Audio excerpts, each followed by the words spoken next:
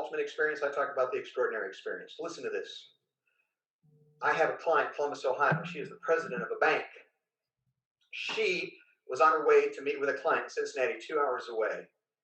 And on the way, about 20 minutes outside of Columbus, Ohio, the birthplace of B-dubs, she has a flat tire. Now, she's got a dilemma because she's got a cell phone, and the cell phone only has one little charge of juice. She can call the client to say she'll be late, but then she won't be able to call for assistance, or she can call for assistance, but then maybe the battery will die, and she can't call the client. So she does neither. She calls the general manager of Buyers Imports. If you're from Columbus, you might know about Buyers Imports. And she gets him on the phone, and she said, here's my dilemma. He said, don't worry, what mile marker, where are you? And about 15 minutes later, he shows up with a charger for her cell phone, a hot cup of coffee, and a loaner car. She says, well, what should I do about my car? He says, don't worry about it. I'll take care of it. She goes and she makes the call on the customer in Cincinnati. When she comes back, she calls Buyers Import, says, do you want me to bring the car in? He goes, no, just go home. You've had a tough day. Park it in your driveway, leave the keys on the tire. We'll bring your car back and we'll switch it out. And when she got her car back, the tire was fixed. She said, how much do I charge? Or how much do I owe you? He said, nothing. It's free. It's on us. And he said, by the way, we washed your mats and they're drying in the trunk. And she said, at that point, now you're showing off.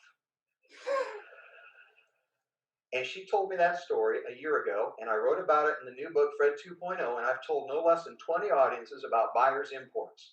Because you see, I don't even know the people at Buyers. I don't know what brands they represent. I don't know if they got the best price or the highest price in town, but I know this.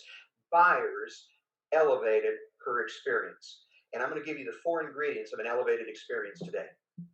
4 things that you can do, and one of the 4 things, there is nobody that I currently know in the business that is consistently doing. Here are the 4 things. Number 1, the guest always receives value. You say, well, Mark, what does that mean? It means the guest got what they expected, even if their expectations weren't right. Think about it. Sometimes we hide behind the excuse. We say, well, we did what we were supposed to do. We delivered what we always deliver. The question is, what did the guest expect?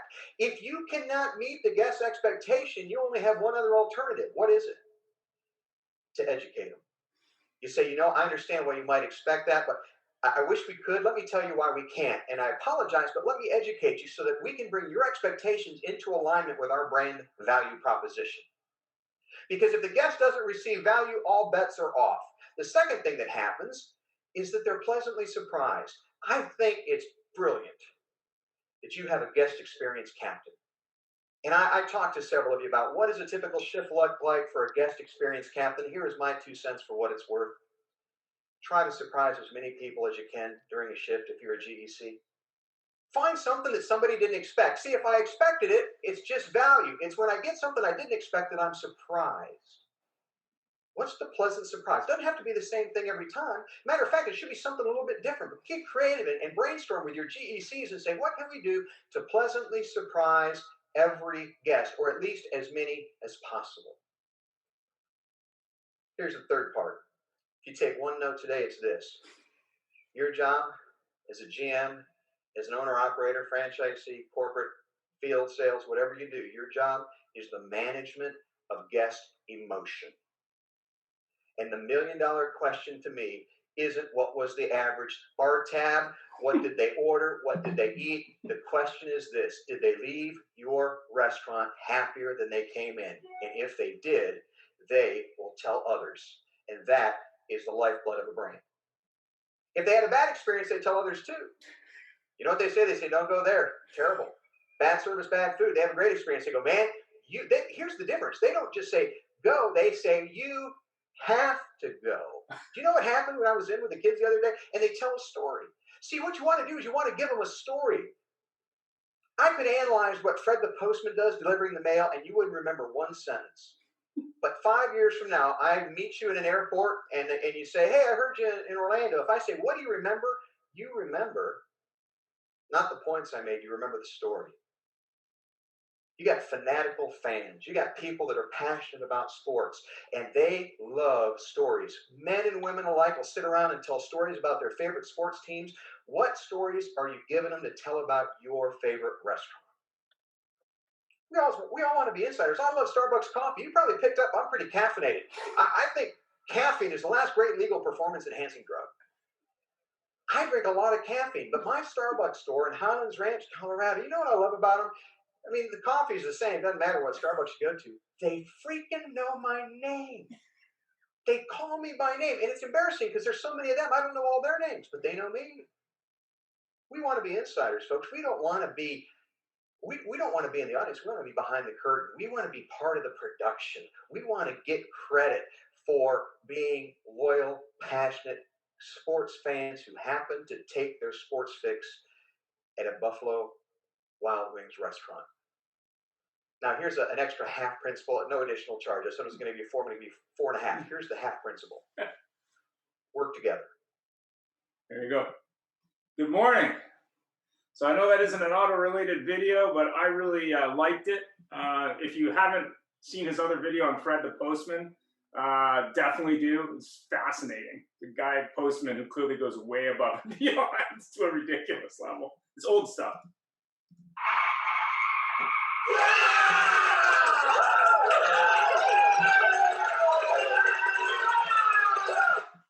So good morning. So go ahead, Jeff. Good morning, everybody. Thank you for joining us. Welcome to our show. And actually, it isn't how to staff for growth and success, but we tend to miss that on our thing. But this is creating the perfect customer experience. And as we are regular to do, we have all sorts of different titles, working titles, and that's basically creating a memorable experience.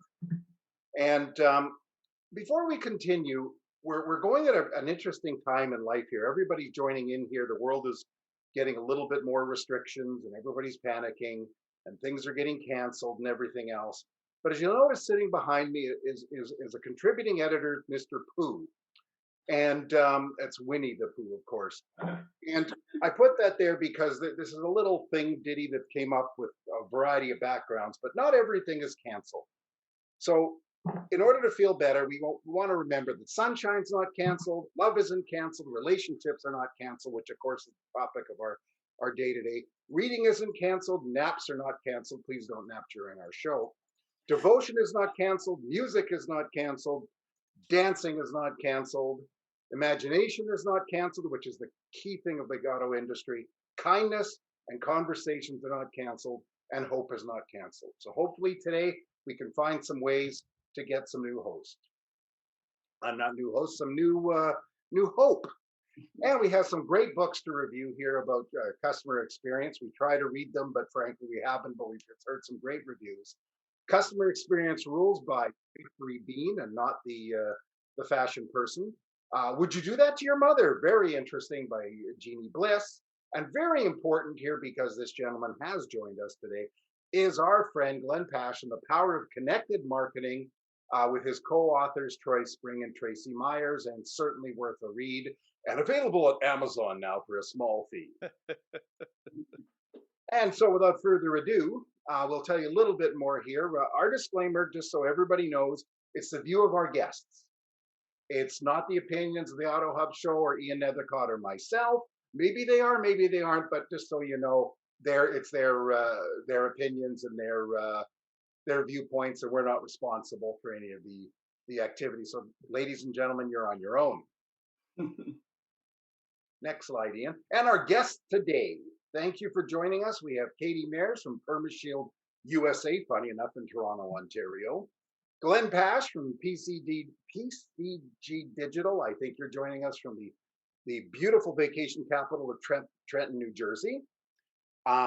And then below him is David Jacobson from a definite resort place with no tourists in the Fort Lauderdale area. And Robert Carbon, Head of Business Development at Kijiji Autos, also in Toronto. Katie, could you quickly introduce yourself? Yeah, definitely. Good morning, or early afternoon, I should say. It's nice to be on. I'm Katie Mares. I am a brand experience expert and the COO for PermaShield USA, where we get to protect our customers, or the people of the world, from ever having a flat tire again. And what better a customer experience is that, if you can guarantee to save them time, keep them safe, and give them convenience. So that's me in a nutshell. Nice to see Terrific. everyone. Thank you. Thank you for coming. Glenn, your turn. Great. Yeah. Glenn Pash, CEO of PCG Digital. We are a full service digital marketing agency that focuses primarily on the automotive tier three dealership. So, our job is to help you generate more sales opportunities with your online presence. We have clients throughout the US, Canada. We also consult in Mexico, Italy, and Europe as well to help them with their online marketing and strategy. So I'm really excited to be here and have this conversation. Thank you for joining us. And David, by the way, I didn't tell everybody you're the Senior VP of Operations of CarSaver and the Walmart program. Please introduce yourself. Yes, thank you. Yeah, Senior Vice President of Operations and Enterprise Partnerships. So we work with Walmart as one of our major partners, as well as manufacturers and banks through our digital retail platform. I'm here to talk about digital retail, Walmart, anything you need around the customer experience. Fantastic. It's very funny. Canada has not really leaned the way the States has with these buying programs and everything. The most we have here right now, in any consequence, is Costco. And with a GM card, you get 500 bucks and 500 bucks in gift cards and maybe a deal. And last but certainly not least, our friend Robert Carbon, head of business development at Genie Autos in Toronto. Robert, welcome. Thanks for having me. Kijiji Autos is Canada's automotive marketplace. We average about 6.6 million monthly unique visitors. And prior to being a part of Kijiji, I spent 11 years on the dealership side in a variety of different automotive groups and automotive positions. So I have some of the dealership street cred with me. Terrific. It's very nice to know when you got a provider with the dealership experience. We always, from the dealership side, we always complained about the providers. You don't know what we go through, so it's nice to know. But without further delay, our first question for everybody, and we'll just pick on you at random for the answer to this. In your opinion, what's the meaning of a perfect, memorable customer experience, obviously with vehicles? Katie, you've been waiting the longest, so I'll throw it to you to answer. Oh gosh, I would say the perfect memorable experience is something that's tailored to me, where the person who is serving me actually asks me questions and waits for my answers, and then pivots and changes on a dime the experience he or she is providing me based off of what I tell them. Um, our favorite person to talk about is ourselves. And so, as sales associates or anybody who is speaking to a customer, if we just, zipped up for a few seconds, they would collect all the golden nuggets that they would need in order to anticipate their customers' needs and deliver that plus one experience. For me, it's making an experience that is for me. And if we talk about online and creating customer expectations, disappointment or expectations not met. And so online experience is pretty darn good at tailoring it to exactly what you want at that time because they collect all of our information. So from an in-person experience, our expectations are through the roof now, and we want that same personalized experience. We want them to know us, and if they don't know us, we want them to try to get to know us and use that information. So I would say, well, the best experience is the personal experience that makes me feel really good and makes me get to know you and trust you. Fabulous. Thank you so much. It's very insightful. Glenn, your turn. Yeah, I think from an automotive standpoint, it ties a little into the video that you showed earlier. Is I think it's reverse engineering as a dealer principal or whoever's building this process is to say, how do you want your customers to feel when they leave? And to Katie's point, it can be personalized if you're listening. And even to David's point, using digital retailing tools, we gather a lot of information. The key is, how are we using it? Are we remembering it?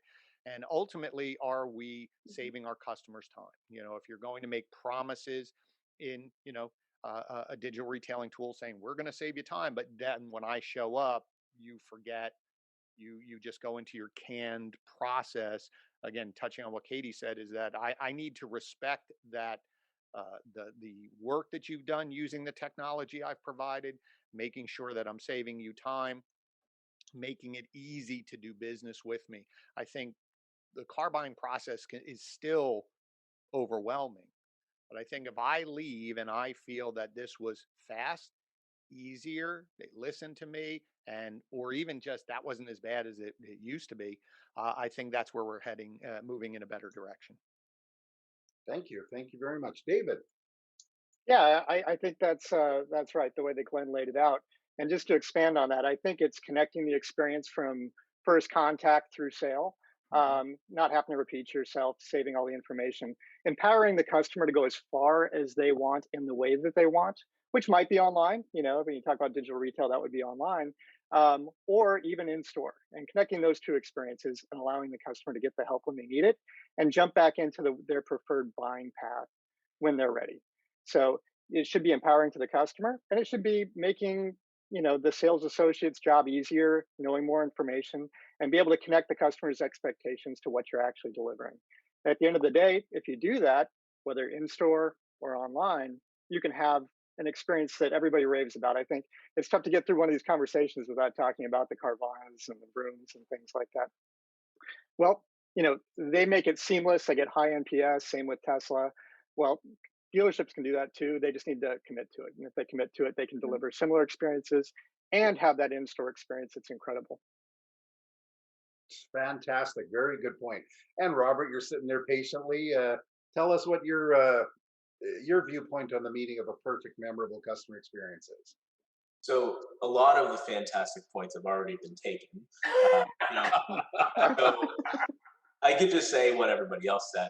I think the ultimate customer experience would be if the customer experience was so great that that customer became a public speaker and then told your story to audiences across the world. No, that would be the ultimate. Um, what we want to touch on here is focusing on the various touch points through the customer journey, because the customer experience isn't just the end, it is at the top of funnel, middle funnel, and end of funnel. And with Kijiji Autos, we really strive to create a perfect experience through all of those different phases, because you could have a customer that pivots very high in the funnel before a dealership even has an opportunity to make a difference. So things like how the dealership is shown online, how their inventory looks, their reviews, those are things that happen without the dealership actively being involved. It's all based on your persona, your legacy, and how you run your business. Terrific. Ian, your turn. Yeah. What, in your opinion, what do you think the single biggest hurdle dealers face in creating these experiences? Let's start with Glenn. Well, basically, I think it's what everyone touched on. I think David was the one who said it, and I agree. We have a tendency to look at all these other Carvanas and rooms and all that, but they don't sell that many cars. It's the illusion of it's just easier. And I think what it is David said it, is it's a commitment to this process, and Robert touched on it as well, all the different touch points. That's why I say you got to go backwards and say, what do I want them to feel, and then take the time. And so the biggest hurdle is planning, first deciding, but then going through every one of those touch points, because you can't say I'm going to make it easy and we're going to take care of you, but then it's your VDPs are confusing because you're pricing and you have 15 calls to actions, or oh, we're going to make it easy, but if I click on this button a form pops up and maybe you'll call me tomorrow, versus why can't I talk to someone right now, all the way through to, and Robert's point is that high funnel, I could just leave because the impression online that I receive is also what I think you're going to do when I get to the store. So if it's hard to find your inventory, the pictures aren't great, confusing, can't get anyone on the phone, no one wants to talk to me, and nothing starts till I get there,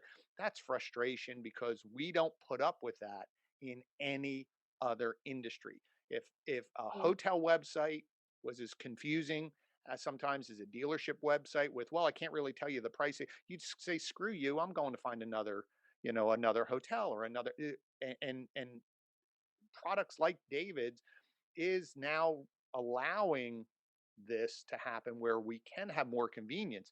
But if it's not well thought through and planned and given time, then it's just going to fall flat. Great. Katie? Oh, I was gonna say, I mean, just to piggyback off of Glenn, is themselves. I mean, I think dealers just get in the way of themselves, and the fact that they actually have to change and do something different.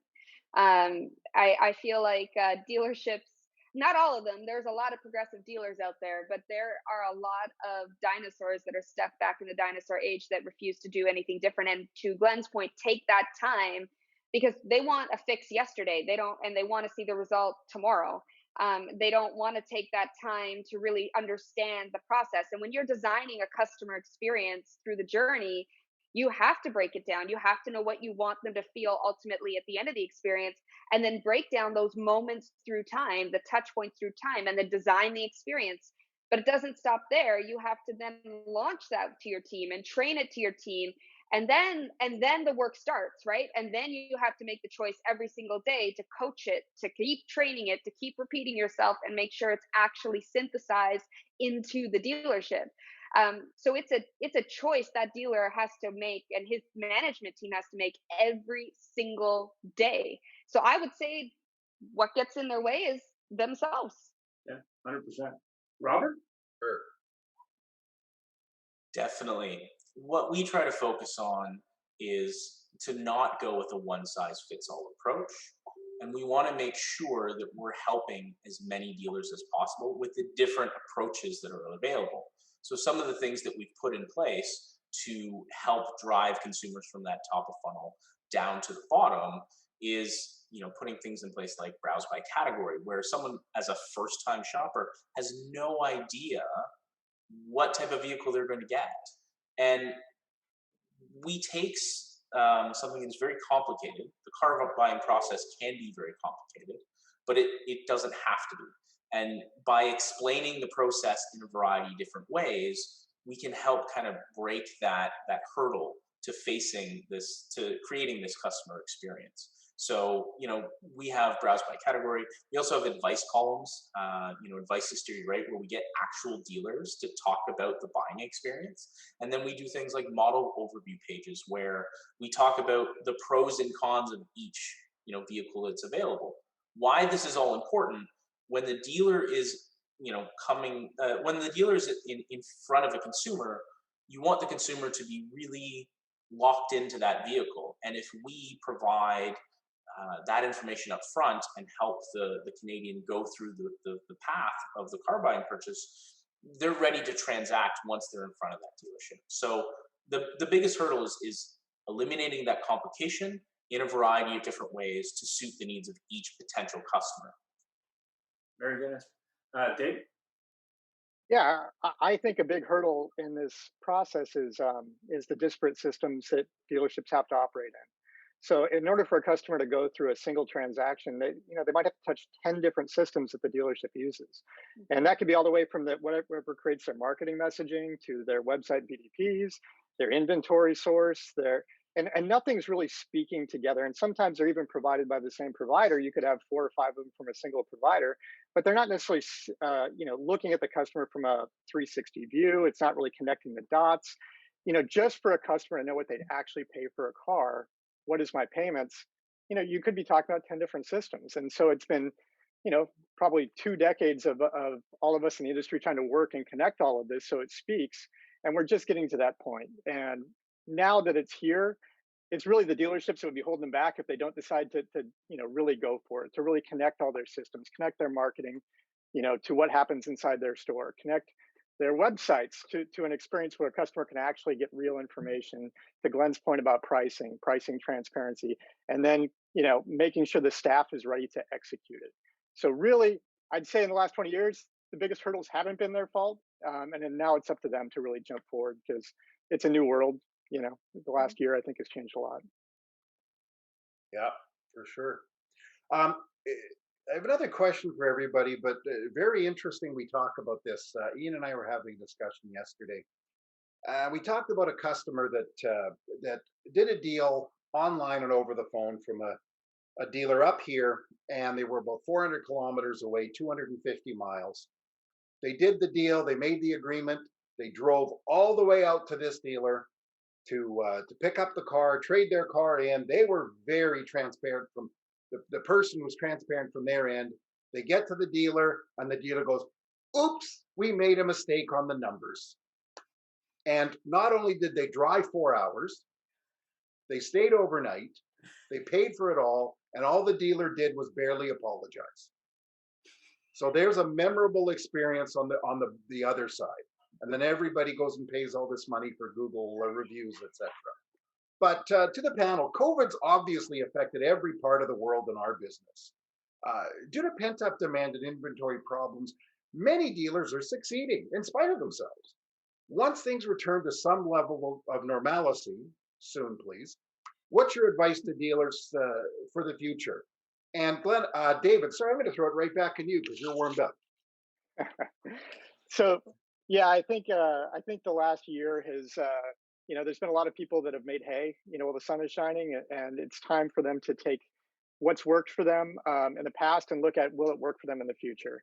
And I think if they're really honest with themselves, how the customers are going to be buying from them in 5 years or 10 years is not going to be what's worked over the last year because of supply and demand. Well, we know that when you have 120, 180 days worth of inventory, it's a very different ballgame. You need to be a really good operator. You need to really be intuitive with your customers. And so now's the time to really look at your operations, look at your systems, and decide, am I going to be in the right position to serve people moving forward? And you can kind of throw out the last, 10 months and say, that's not the reality 90% of the time. 90% of the time, it's going to be, I got to learn how to compete. I got to learn how to serve my customers better. I got to deliver a world-class experience. And do I have the right systems in place? Do I have the right mentality in place with my team? And what does it take to get there? Because you just had this likely windfall. You should really invest that in your people, invest that in training, invest that in your marketing, invest that in your systems, invest that in, what your brand is digitally. Super. It's very funny. I wonder how many dealers would say they're in the service industry. That was a very good point.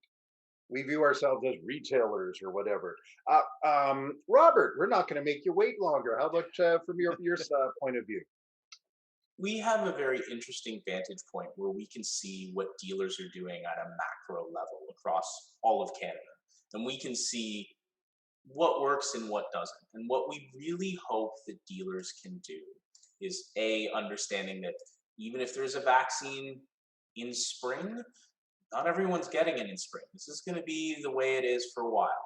And then to what David was saying, the way that car buying will evolve and continue to evolve isn't going away. We've had this kind of quantum leap and there's no going back. So that said, we really would love to see the dealers continue to do what they've been doing to be successful, which is being flexible, making sure that they can accommodate customers digitally, making sure that they can accommodate customers where applicable, depending on province, come to their home, come to the places of work. Dealers have done a fantastic job of adapting to this and very, very quickly, and I give them all the credit for doing it. I used to be one. I know how hard it is to change process, to change culture. They've done a fantastic job. Don't try to go back after we've reached some point of normalcy, because there is no going back anymore. We'll be able to go outside without masks, but the consumer shopping desire has changed forever.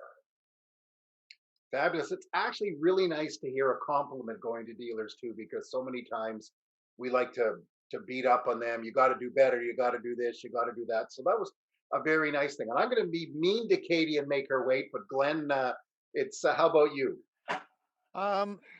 See, I don't know. I don't think I disagree with David in terms of throwing out the last 7 months. And maybe we're actually saying the same thing. Is I actually think to Robert's point, I think dealers have been very flexible and had to adapt very quickly because here in New Jersey, when all of a sudden showrooms were shut down, I'm sure David's phone was ringing where people were going, hey man, I need technology because I've been putting this off. I have to start selling cars online. I can't do what I did.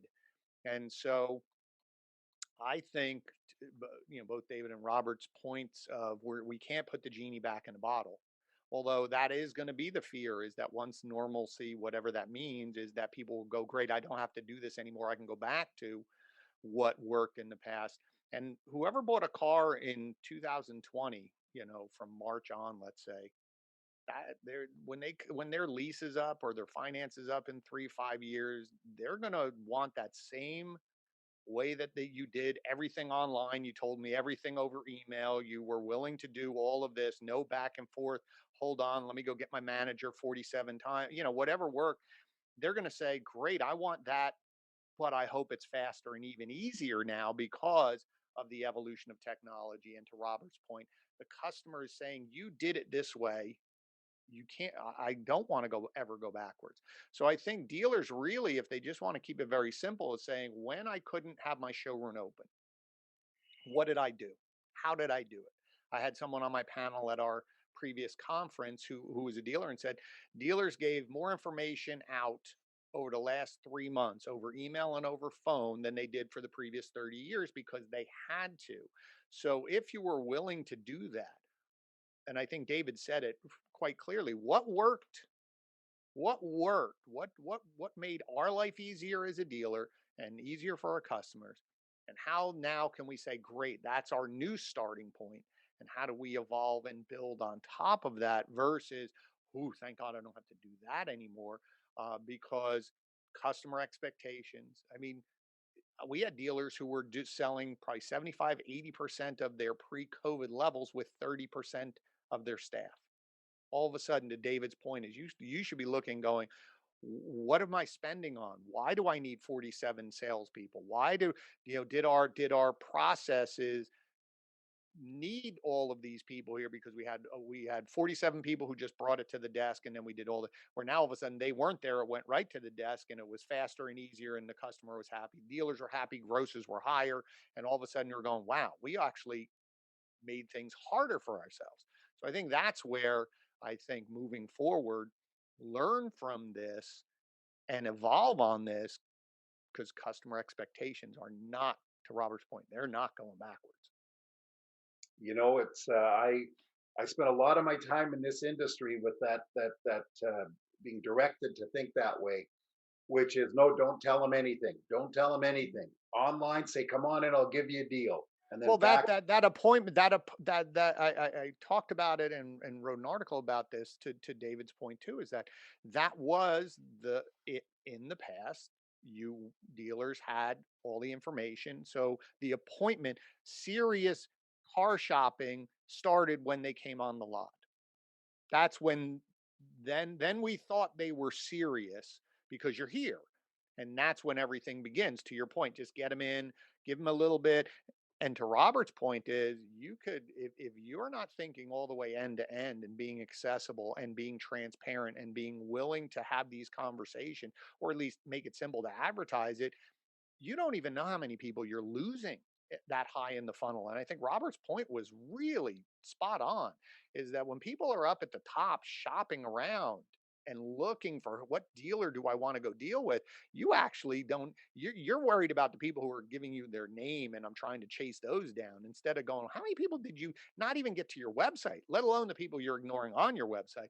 How many thousands of people never got to your website because they saw your inventory somewhere else on a third party, and it was confusing, pictures weren't good, convoluted, all the rest of that stuff, like. And we're sometimes we do, because we're not thinking all the way through, you're missing that, you're focused on the wrong end of the funnel. Yeah, you want to take care of those people, but how many people are you missing? That's, I always pose that to my dealer clients. How many people are we missing? Right, same thing to David's point, digital retailing. How many people go to your website? How many people actually are talking to you? Like, there's thousands of people, but if you could do some cool, fun things with but if conversational you commerce or the digital retailing tool, all of a sudden, what if I could get you to talk to 10% more of your people? For a dealer that has 10, 15,000 people, that's 1,500, 1,000 more conversations. How many more cars are you thinking, right? But nope, nope, nope. So I think all this evolution has to happen, but we gotta do, our goal should be, how can we talk to more of the people who show up on our website? That's really, and Robert's point is, it's not going backwards. We still like to make things difficult. Well, I mean, I'll use the example. I mean, when I talk to dealers all over North America every day, and I hear numbers like, oh, I'm only selling 10% of the customers that become a lead. But to your point, What about the thousands who never became a lead because they just gave up? Like, this is horrible. I'm not even going to navigate it. It's so bad. Unbelievable. Yeah. For sure. Yeah. Thank you very much. So, Katie, I see you sitting there coming up with all sorts of ideas. Please tell us what you think once things do return to normal. Or the new normal. Well, normal. What's normal? I don't think normal exists anymore. When we got into this pandemic, I talked about the temporary new normal. But unfortunately, even that temporary new normal has evolved, and I know in Canada, I mean, we're shutting down again. So what is normal? The thing I would say I fear with this, we call it an evolution, or with what this pandemic has forced upon us, is that we actually forget about the human side to an interaction, and it becomes more transactional. And so because we've done so well with less people, and we're able to look at our P&L statements, and where can we cut spending because I did more with less. Right now during the pandemic, those who did not buy a car from March onwards till now may still want to have that human interaction. And I know even those who did most of their shopping online still want to do a little bit of interaction with humans face to face. So I would caution almost, is to make sure your teams, or the teams that are out serving customers in the dealership and online, understand that we can't be transactional even though we're on an online sort of less than human interfacing experience. We have to have and create an interaction. So I would just caution to not let go of that, but to use this to, everybody's point as the starting point going forward, but not to lose, almost to combine the two experiences together, which means double the work. The customer needs to be able to find you, needs to be able to navigate your site, needs to be user friendly, but that brand, when it goes into the dealership, needs to be the same. We need to be able to join the two together, because there are still going to be customers that are not ready to do it solely online. Yeah, 100%. Super, Ian. Yeah, where do you feel the industry scores on customer experience today? Let's start with Katie. Oh gosh. I think as I entered the industry 4 years ago, because of almost 5 now, because of a really poor car buying experience. I'm a customer experience expert. I've worked with some of the largest organizations in the world, design their experiences, train their experiences, and I had the worst experience, which sent me down a rabbit hole of research, not only from a customer point of view, but from a woman's point of view. The one thing I think is really cool about the industry is that even though we talk about high expectations that other industries and other companies are, causing our customers to have, so Nordstrom, Starbucks, Chick-fil-A, Ritz-Carlton, you name it. I mean, everybody goes through these experiences, and so our customers' expectations are higher. However, in the auto industry, I think luckily for us, it's still, the expectations are lower, if that makes sense. So they know what they should be getting, but they don't expect to get it from the auto industry. So I think it's a really cool place, especially with this new starting point, is you can only go up from here. Like you don't have to do a lot to knock the socks off of your customer, because their expectations of the industry or the journey in itself are pretty low. So how do they do? There's some really awesome dealers out there. There are some fantastic forward-thinking groups that I've worked with, that I've had the opportunity, like Volvo is taking a big, strong stance on customer experience, and I've worked with their teams.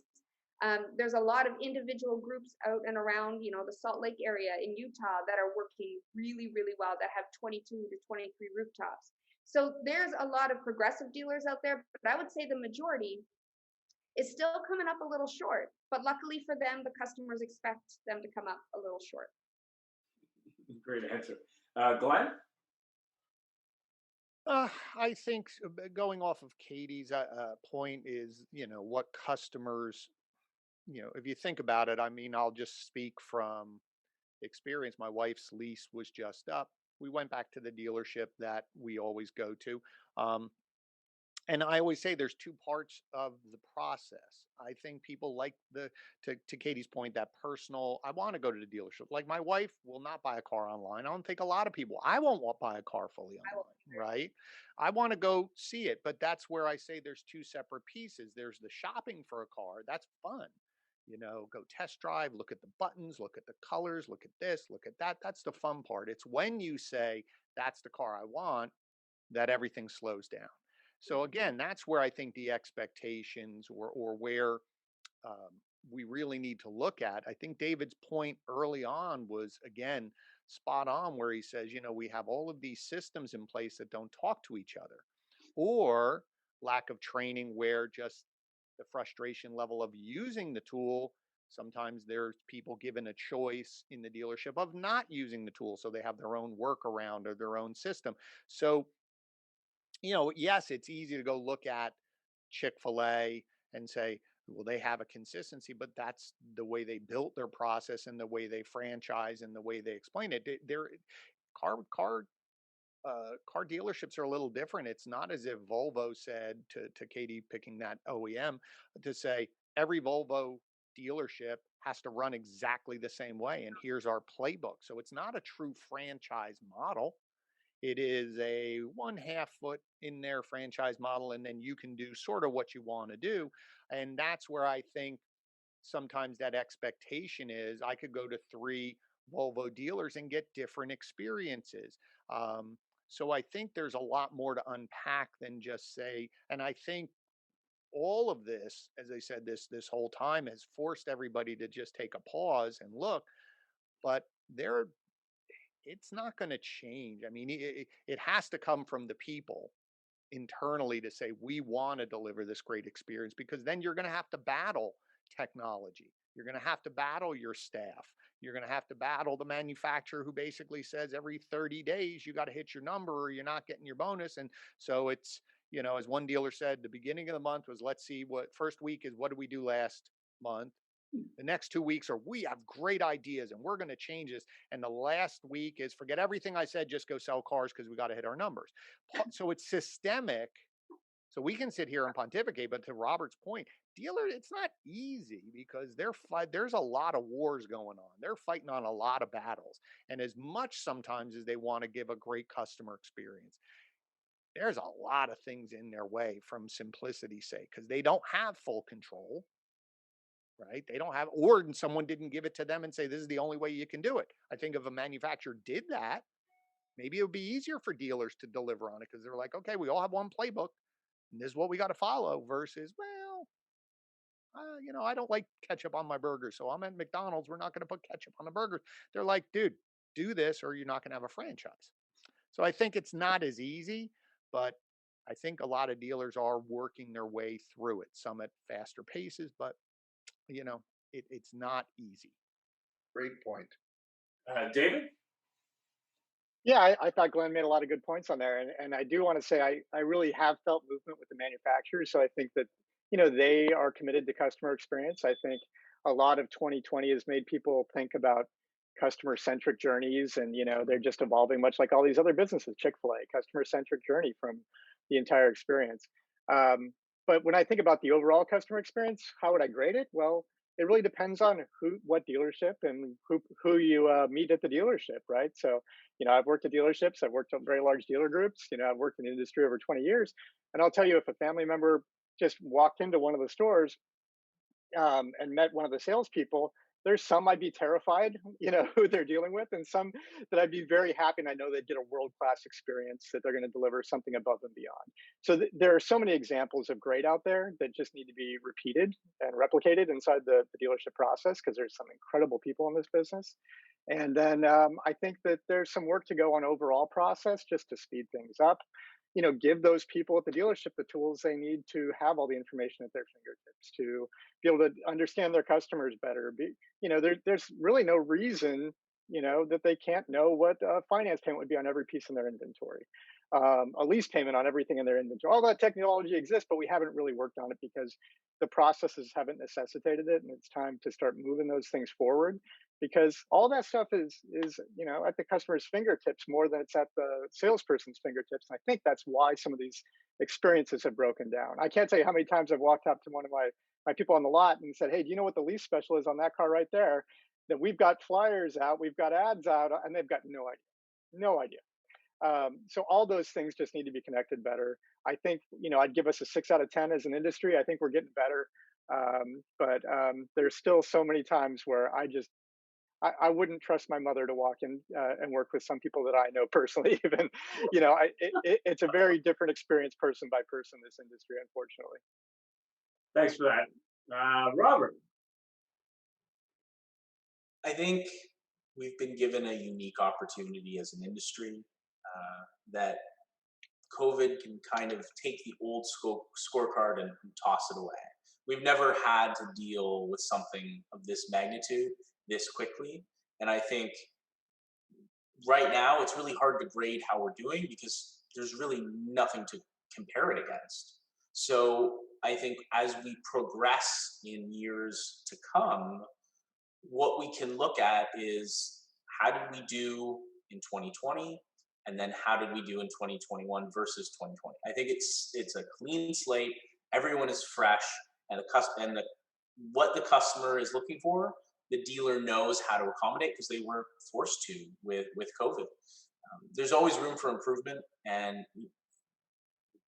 this new phenomenon, this new way of selling will change things forever. So I think there are plenty of things that I can resonate with, stories that I share from my time in the automotive industry.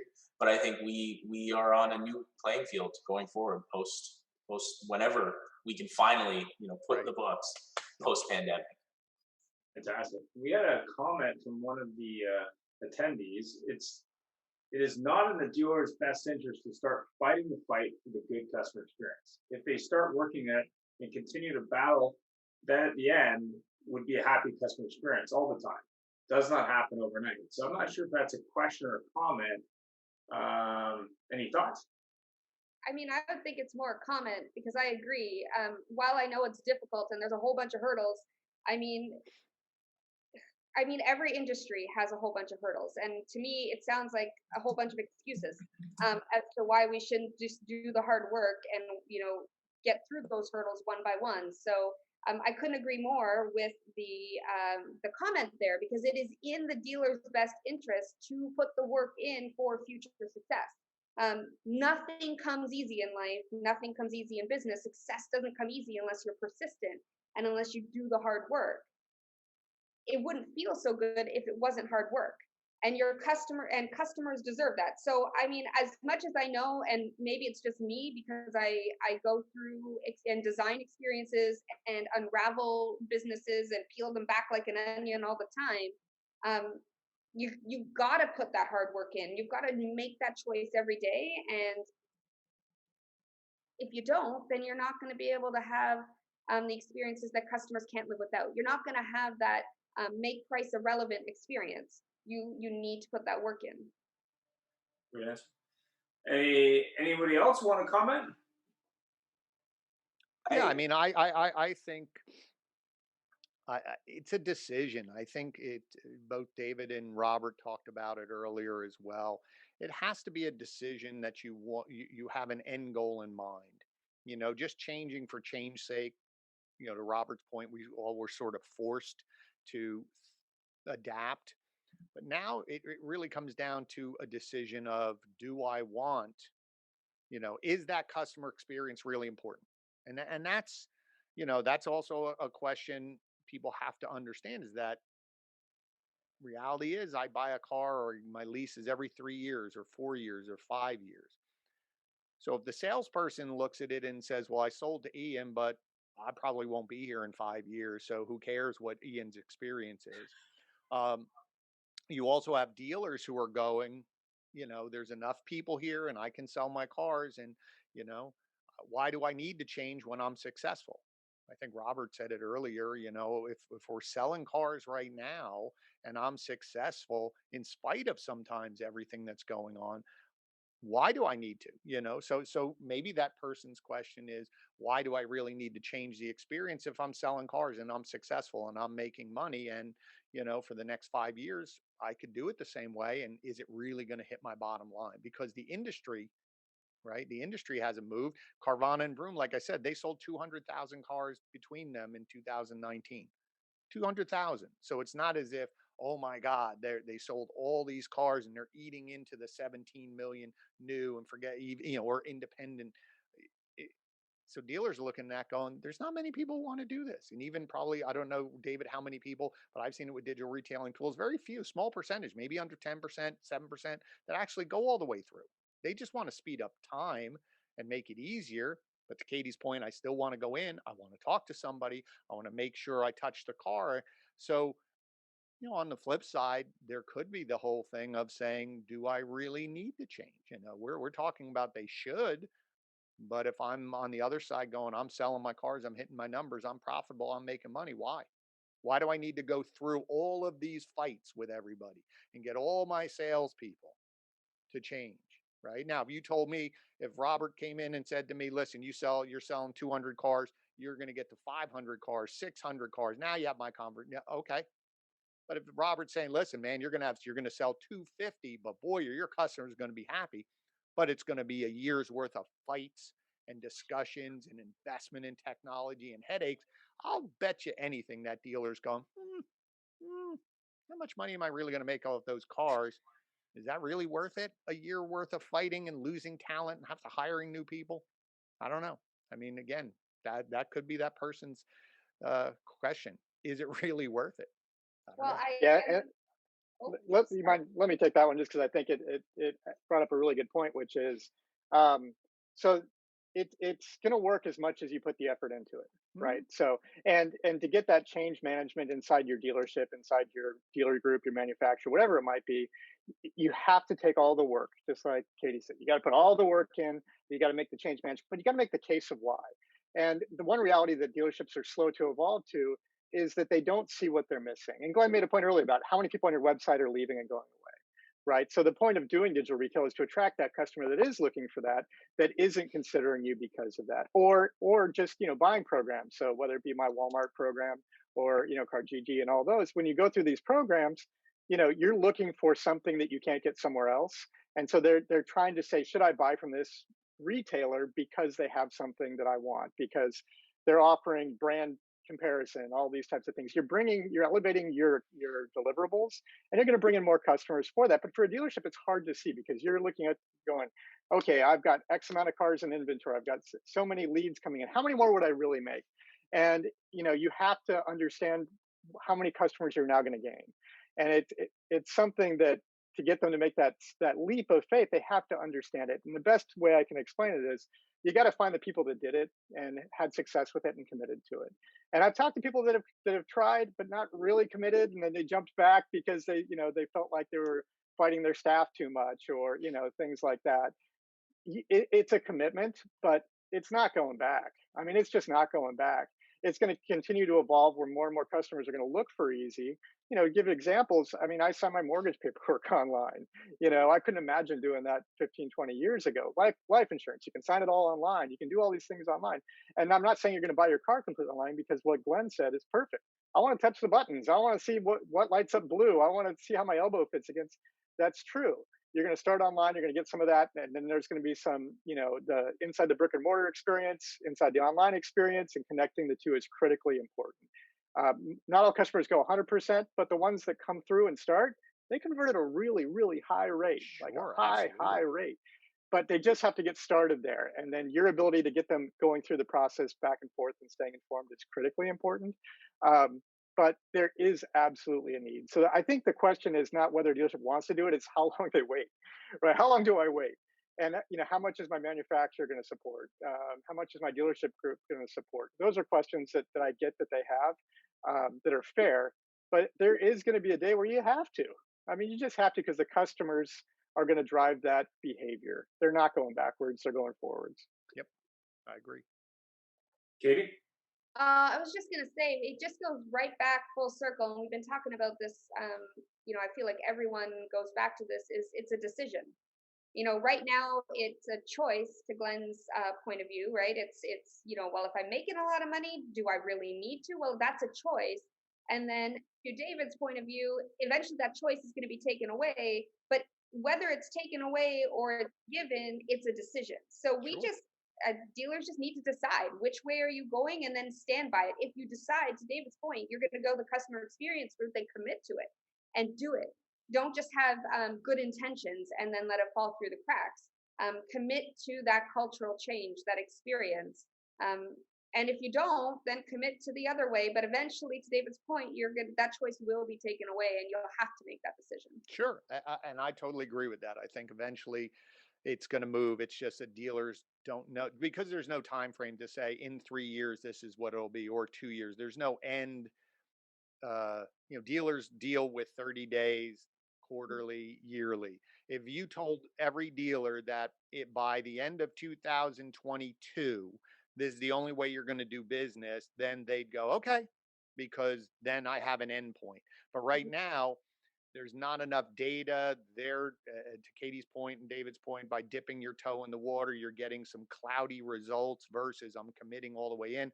So there is still flexibility. And more importantly, I'm selling cars and I'm successful anyway I'm doing it. And someone said early on, not in spite of yourself, but dealers are incredibly adaptable. They will sell cars any way they have to in order to sell. They will be flexible, or else dealerships would have shut down in April, because they were like, I don't know how to do this. They just figured it out. The key is there's no set way or marker. Like I said, if Volvo said this is the way it's going to be in 2 years, then they'd go, okay, I got to do it. But again, it's that willingness of saying, balancing struggle with staff, ease of customer experience, profit. Or they have to mix that, look at that big, sort of stew pot and say, what tastes good for me. And it also could depend that a dealer's like, listen, I got 4 years till I'm retiring, so I'm not changing crap for 4 years. I'm off and running and I'm out of here, versus someone who's early on going, no, I'm going to be in this business for 20 years. Again, that's a whole other, little spice into the stew pot as well, as where they are in their journey. Yeah, and since it's time, any final thoughts, Jeff? No, what a great show. Thank you, everybody. That was terrific. I really enjoyed that. And I like the fact that we have come from all these different viewpoints and all these different places, and we're all talking the same thing. We got to take care of we got to do it right for the customer, and we're finally starting to see it, even though, as somebody mentioned earlier, we've been talking about it for 20 odd years, and it's starting to pay off, because or it's starting to happen anyway.